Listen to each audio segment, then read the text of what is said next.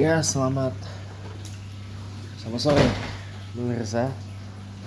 Selamat sore dan selamat datang di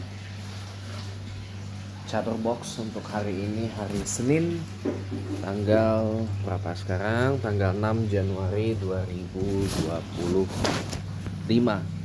Di hari pertama anak-anak kembali bersekolah ya, di semester genap. Maaf, di sebentar. Ya, hari ini hari pertama.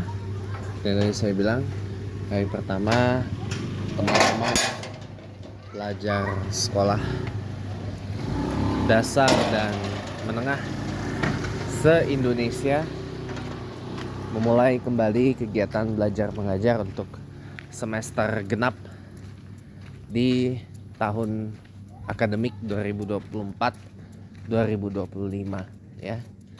Kali ini masih tanpa digelar ujian nasional ya.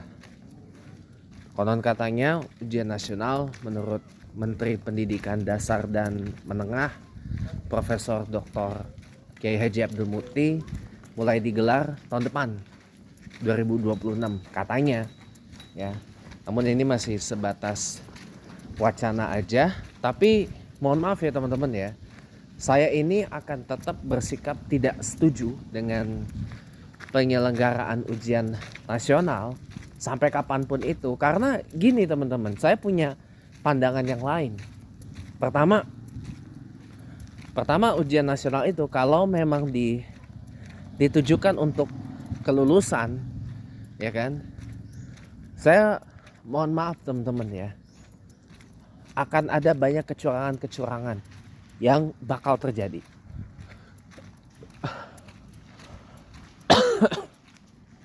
Bakal banyak kecurangan-kecurangan yang bakal terjadi seperti yang sudah-sudah, termasuk zaman saya dulu. Ya kan? Termasuk zaman saya dulu. Ya. Akan banyak nanti soal-soal ujian nasional yang terlanjur bocor. Apalagi sekarang kan teknologi makin canggih. Satu dekade lalu ya, zaman saya masih sekolah, bahkan 2 dekade lalu, memang teknologi belum secanggih sekarang. Tapi makin kesini teknologi makin canggih dan soal-soal ujian nasional bisa aja bocor. Ada yang meretas, lalu kemudian bocorlah kemudian kunci jawaban yang benar yang mana, dan orang pasti akan berlomba-lomba untuk mendapatkan kunci jawabannya benar sampai rela bayar untuk dapat kunci jawaban yang benar dan pada akhirnya lulus.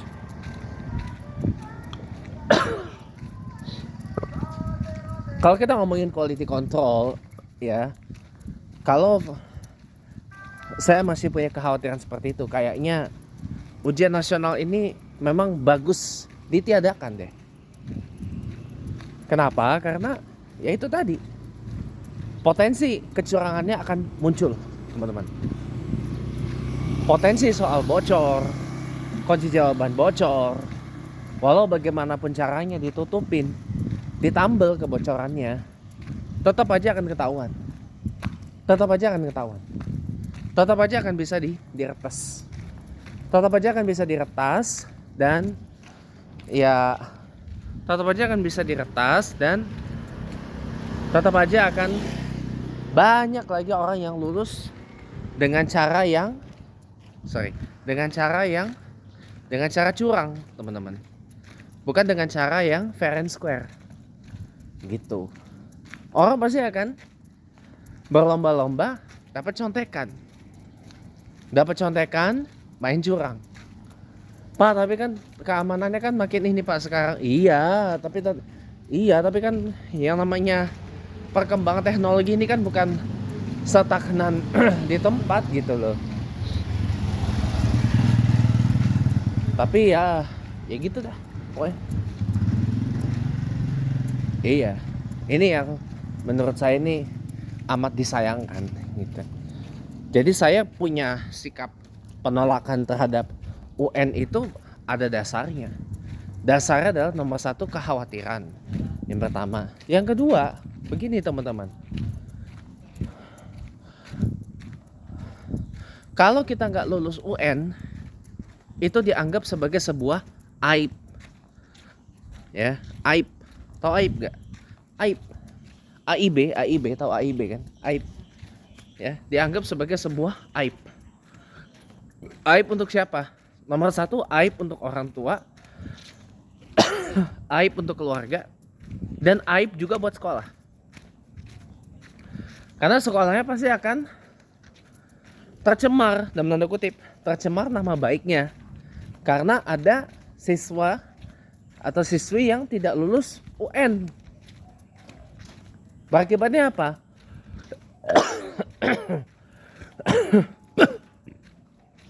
Rating sekolahnya jadi anjlok. Penilaian sekolah itu jadi anjlok. Dari tadinya orang menganggap sekolahnya bagus, jadi setengah bagus. Bahkan mungkin moderat. Bahkan mungkin dianggap sebagai sekolah yang jelek. Bisa jadi.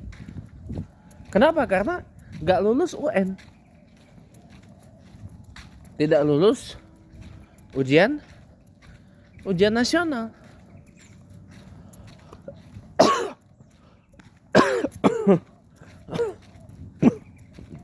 Dan itu kejadian zaman saya SMA. SMA saya kelas 2 apa kelas 3 saya lupa. Kelas 1 apa kelas 2? Kelas 10 apa kelas 11 saya lupa. Nah, kelas 11 deh, ya. Kelas 11 saya baru mau naik kelas 11 SMA, tapi ada yang kelas 12 SMA yang nggak lulus. Kelas 11 SMA, saya ingat kejadian. Ada yang nggak lulus UN. Nah, akibatnya apa? Digojlok lagi, diintensifin lagi. Gimana caranya biar lulus? Diikutkan ujian susulan, remedial apa segala macam. Akhirnya lulus. Ya kan? Ya, jadi nggak lulus UN itu dianggap sebagai sebuah aib. Nah, ini yang mendasari kenapa saya sampai hari ini menolak UN itu diadakan kembali. Ya, selama orang masih menganggap nggak lulus UN itu adalah sebuah aib. Aib bagi orang tua, aib bagi keluarga, aib bagi sekolah. Karena pasti akan dijudge di label yang macam-macam. Embarrassing lah, memalukan lah, disgraceful lah, shameful, apa segala macam. Bahkan mohon maaf, gara-gara gak lolos UN, banyak kasus bunuh diri. Dan ini pun gak bisa dianggap sepele teman-teman. Gak bisa yuk hanya sekedar ngoceh. Ini memang dasar anaknya aja yang bego, kagak belajar. Emang dasar anaknya aja yang emang kagak bisa, kagak bakat, kagak pinter. Sampai sedih, depresi, bunuh diri segala gitu kan. Men, ini masalah serius cuy. Men, ini masalah serius. Ya, suicide rate gara-gara gagal lulus UN tinggi itu bukan persoalan yang bisa kita anggap sebagai main-main. Iya kan? Nah, inilah kita ini, negara Indonesia ini rada unik orangnya. Orang-orang ini rada unik. Giliran persoalan yang memang serius ya, memang benar-benar serius, dianggapnya cuma sekedar ya ini kecil lah persoalannya. Cuma dianggap sebagai persoalan senda gurau gitu loh. Persoalan receh gitu. Persoalan receh gitu. Persoalan yang ya istilahnya ya kita nggak usah menanggapinya dengan berlebihan gitu loh. Sementara persoalan yang memang sejatinya adalah persoalan yang recehan gitu ya, malah diseriusin. Nah, ini agak lain gitu loh. Angka murder, angka suicide, bukan murder ya, angka suicide rate ya, tingkat bunuh diri yang tinggi ketika gagal lulus UN itu, ini persoalan yang tidak bisa kita anggap sebagai persoalan main-main. Nggak bisa teman-teman, nggak bisa. Ya ada persoalan yang lumayan serius. Ya nggak bisa kita anggap remeh. Bukan tidak mungkin kalau UN diadakan lagi, akan banyak adik-adik kita pelajar SD, SMP, SMA yang ketika agak lulus UN memilih jalan untuk mengakhiri hidupnya dengan bunuh diri. Dengan berbagai cara. Dengan bunuh diri. Bukan nggak mungkin loh. Bukan nggak mungkin ini akan terjadi. Percaya sama saya. Kenapa? Karena kita menghadapi generasi yang berbeda. Apalagi kan ini udah kita memulai generasi baru lagi, generasi beta. Menghadapi generasi yang berbeda dari generasi saya dulu. Ini pendekatannya berbeda, teman-teman. Bukan masalah karena pelajar sekarang santai gara-gara efek pandemi COVID gitu kan. Mereka ini COVID generation yang belajar di rumah, bisa nyantai gitu kan.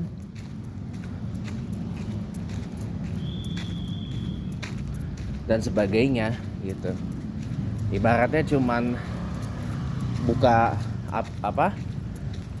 online conference kayak seperti Zoom atau yang sejenis, kayak Cisco Webex, Microsoft Teams, Skype ya. Tinggal masuk, log ya. Masuk, login, taruh nama kita di situ, dan selanjutnya ya kita tinggal mau kita mau buka suara, buka mikrofon, buka kamera atau enggak, ya itu terserah. Nah ini yang membuat mungkin sebagian dari saya berpikir bahwa ini kita ini too chillful generation karena efek pandemi COVID. Iya, generasi yang terlalu santai kalau belajar. Karena kan bisa dilakukan secara daring di rumah karena efek dari COVID gitu, efek dari pandemi virus corona gitu dan sebagainya. Jadi makanya teman-teman, saya pribadi punya pandangan gini ya, ketimbang memaksakan UN diadakan tahun depan, ada banyak jalan untuk melakukan assessment. Pertanyaannya gini teman-teman, siap gak di-assess? Siap gak untuk dilakukan assessment? Gak mudah teman-teman untuk melakukan assessment, ujian assessment, untuk pemetaan, untuk mapping untuk tujuan quality control, pengujian quality control atau QC. Ibaratnya ujian assessment yang dilakukan lembaga penguji itu ibaratnya sebagai QC supervision, ya, pengawasan atas quality control. Gak mudah teman-teman. Kuncinya yang tadi saya bilang, selama orang-orang di Indonesia ini masih menganggap orang gak lulus ujian nasional sekalipun, atau ujian assessment sekalipun gagal lulus ujian, itu akan dianggap aib. Kalau selama mindset seperti itu yang dipelihara, mau kita lakukan ujian assessment apapun, ujian taruhlah UN, USBN,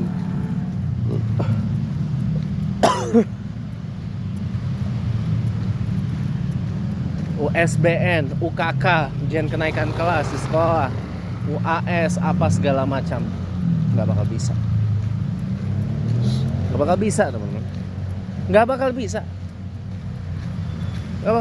Kenapa? Karena masyarakat Indonesia ini pada umumnya tidak siap berkompetisi dan tidak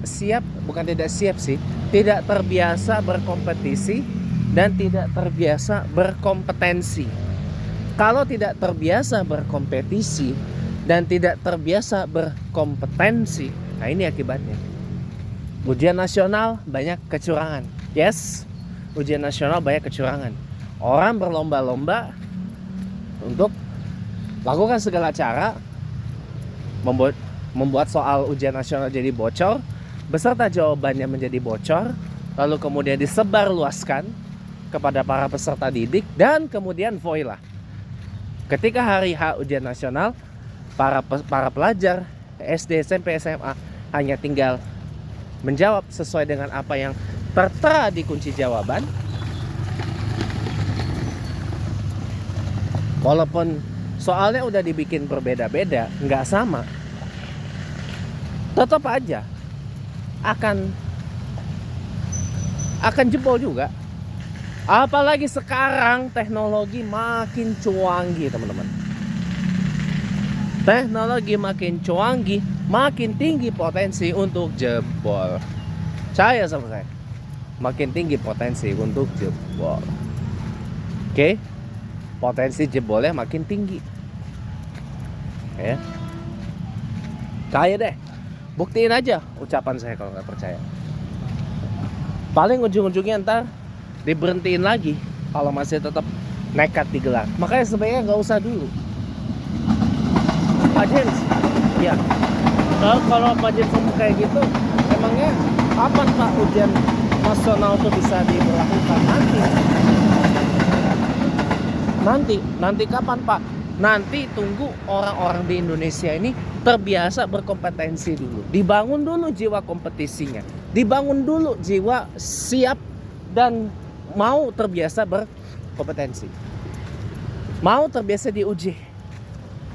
Diuji dengan kompetensi. Diuji kompetensi.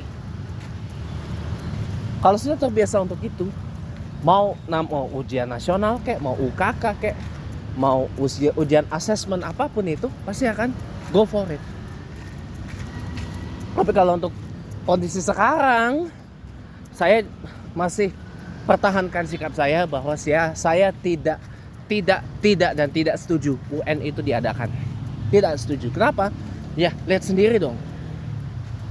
Jangan hanya semata-mata karena kita melihat dari satu sisi saja, lantas kita membuat kebijakan publik yang gegabah. Lalu kita membuat kebijakan yang gegabah gitu loh. Menurut saya Menteri Pendidikan sebelumnya Pak Nadiem Makarim sudah bagus. Menghapus ujian nasional, menghapus jurusan IPA IPS, menghapus UKK, udah pasti naik kelas. Cuman begini teman-teman, bukan berarti tidak ada ujian naik kelas, kemudian tidak ada mekanisme penentuan naik dan tinggal kelas itu, lantas dibikin semua naik kelas malah berbuat kayak begini. Jangan, ya enggak lah. Ini harus dievaluasi teman-teman. Misalkan gini, oke, ujian kenaikan kelas tidak diadakan. Misal nih, solusi lainnya apa biar orang tersebut layak untuk dinaikkan atau diturunkan? Ya diukur dulu, di-remeasure, diukur ulang. Lewat apa? Tes terpisah, tes assessment. Misal dalam ujian assessment yang menentukan orang naik kelasnya, naik atau tinggal kelas. Dalam ujian assessment itu diberikan mata pelajaran yang ada di jenjang selanjutnya. Diberikan soal dari mata pelajaran di level yang selanjutnya. Kalau dia bisa menjawab itu semua, berarti dia layak untuk naik kelas. Tapi kalau tidak bisa menjawab, ya, bahkan banyak salah, taruhlah mungkin persentasinya bisa 60/40, 70/30, 80/20, bahkan 90/10, lebih banyak salahnya daripada benarnya, berarti tidak layak naik kelas. Harusnya begitu. Kenapa saya baru kepikiran sekarang ya? Maklum. Ilham itu datangnya kemudian sih. Kenapa baru kepikiran sekarang ya? Saya punya solusi seperti itu ya. Gitu loh teman-teman. Jadi ketika mau ujian setelah UAS, ujian akhir semester ya, dibikin semacam kayak ya tadi, dia diukur, di measure, diukur nih layak gak naik kelas, dikasihkan mata pelajaran ke di jenjang berikutnya, di level berikutnya. Misal kalau kita mau naik dari kelas 5 ke kelas 6 SD, pada setelah ujian akhir semester itu dikasih ujian berupa soal-soal atau kumpulan soal dari mata pelajaran kelas 6 SD misalkan. Tahu. Ketika bisa mengerjakannya, ketika bisa menjawab bak semua atau banyak benernya dengan persentase seperti tadi, ya, lebih banyak benernya daripada salahnya, berarti dia layak naik kelas. Berarti dia layak untuk naik ke kelas 6 SD. Tapi kalau lebih banyak salahnya daripada benernya jawabannya, ya lebih baik dia tinggal kelas. Tinggal kelas. Tetap kelas 5 SD. Kan begitu harusnya. Kan begitu. Iya. Kan begitu. Cuman ya lagi-lagi teman-teman, ya selama orang nggak naik kelas dianggapnya aib, ya apa yang tadi saya bicarakan ya sulit untuk diterapkan, karena pasti, mohon maaf teman-teman, yang namanya sekolah itu pasti akan dicecer habis-habisan. Kalau nggak dicecer habis-habisan, di ele-elei, dijelek-jelekin di media sosial. Sekarang kan orang ceriwis. Kalau di medsos itu kan, waduh, ya kan, ceriwisnya masya Allah. Saya pun begitu, saya akui aja. Orang nanti akan ceriwis di medsos. Ini sekolah ini, anak gua nggak lulus, gitu kan, pasti. Dan yang nggak lulus pun juga akan ceriwis di medsos. Pasti begitu. Iya. Kenapa? Ya itu tadi.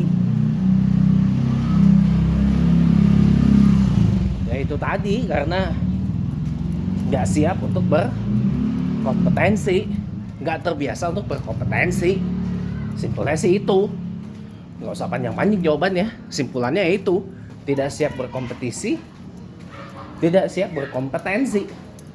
Sederhana toh? Iya. Jawaban sederhana ngapain harus dibikin ribet, ya nggak? Iya. Tapi ngomong-ngomong saya mau kencing nih temen-temen ya, kebelet. Tapi habis ini kita break dulu teman-teman. Kita sambung lagi habis saya kencing. Soalnya ini menarik pembahasannya. So ya, untuk sekarang stay tune dulu. Nanti balik lagi habis jeda iklan. Ya, welcome back. Tadi sampai mana? Iya, sampai tadi ya. Tinggal masalah itu tadi. Kan bisa digelar ujian asesmen yang lain gitu. Nah, ini juga berlaku kalau ketika sebagai pengganti ujian nasional di jenjang akhir itu setelah UAS diberikan ujian, tapi isinya adalah soal-soal dari jenjang setelahnya. Misal kelas 6 SD mau ke SMP diberi soal jenjang SMP. Begitu sebaliknya, siswa kelas 12 SMA kerjakan soal ujian akhir sekali, tapi isinya adalah soal dari jenjang SMA misalkan. Dan begitu juga sebaliknya, siswa SMA ketika mau naik ke kuliah diberikan soal, taruhlah misalkan untuk masuk ke perguruan tinggi. Contoh-contoh soal yang biasa ada di, taruhlah misalkan di SNMPTN atau di beberapa seleksi masuk mandiri di beberapa perguruan tinggi negeri misalkan. Nah, kalau mereka bisa mengerjakannya, entah dengan jawaban semua benar atau paling banyak benarnya dibanding salahnya, lulus. Sebaliknya, kalau lebih banyak salahnya, bahkan salah semua, nggak lulus. Seperti itu kalau usul saya. Tapi kan lagi dan lagi sebagian besar masyarakat plus 62 ID ini belum terbiasa berkompetisi dan belum terbiasa berkompetensi. That's the problem. Nah, bagaimana menumbuhkan jiwa dan spirit agar sampai lemes saya nih, terbiasa berkompetisi dan terbiasa berkompetensi? Dimulai dari mana? Dari rumah, dari lembaga pendidikan tahapan awal. Lembaga pendidikan awal, ya, lembaga pendidikan awal, ya, di mana disitulah tempat pembinaan untuk kita terbiasa berkompetisi dan terbiasa berkompetensi. Kayaknya dikunci ya. Sepertinya nggak tahu ya. Gitu. Jadi kalau sudah terbiasa dengan itu, mau ujian asesmen apapun itu, insya Allah bisa dan akan go for it. Tapi kalau untuk sekarang kayaknya belum dulu deh. Ya, butuh waktu lebih dari 20 tahun untuk membangun masyarakat Indonesia yang terbiasa dengan kompetisi dan kompetensi. Butuh waktu lebih dari 20 tahun. Gitu. Kalau masalah, ada yang bertestimoni anak SMP, SMA aja bahkan banyak yang nggak bisa baca, nggak bisa nulis, nggak bisa ngitung. Nah, terus itu sekolah ngapain gitu loh? Ya cuman sekedar keluar rumah doang. Guru-gurunya pun nggak banyak masuk karena ikut inilah itulah apalah segala macam gitu.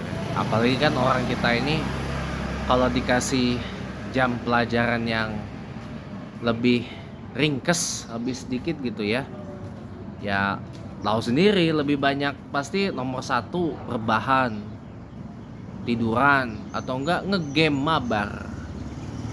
Kalau enggak ngegame mabar, scroll media sosial. Tahu-taunya nontonin cewek tobrut. Tobrut itu T03 T0K3T brutal. Ya, kalau enggak paling nontonnya tobrut. T0K3T brutal. Paling kayak gitu. Makanya saya juga punya kekhawatiran kalau ya bagaimana ya biar bisa baca. Maksimalisasi di kelas 1 SD-nya itu. Jangan di push di TK harus bisa. Makanya saya kan berkampanye dari sekarang gini. Sistem pendidikan kita itu jangan sistem based atau system oriented education, tapi student centered education, berpusat kepada kebutuhan peserta didik dan bukan berpusat kepada sistem, apalagi yang berkaitan dengan administrasi gitu. Ya, mungkin ini aja yang bisa saya share sore ini. Terima kasih banyak udah nonton selama 30 menit kita bicara ya. Jangan lupa subscribe channel YouTube saya dan ya biasalah tonton sampai selesai biar bisa menjadi obat dari brain rot yang menimpa generasi-generasi sekarang. Terima kasih, selamat sore dan sampai jumpa.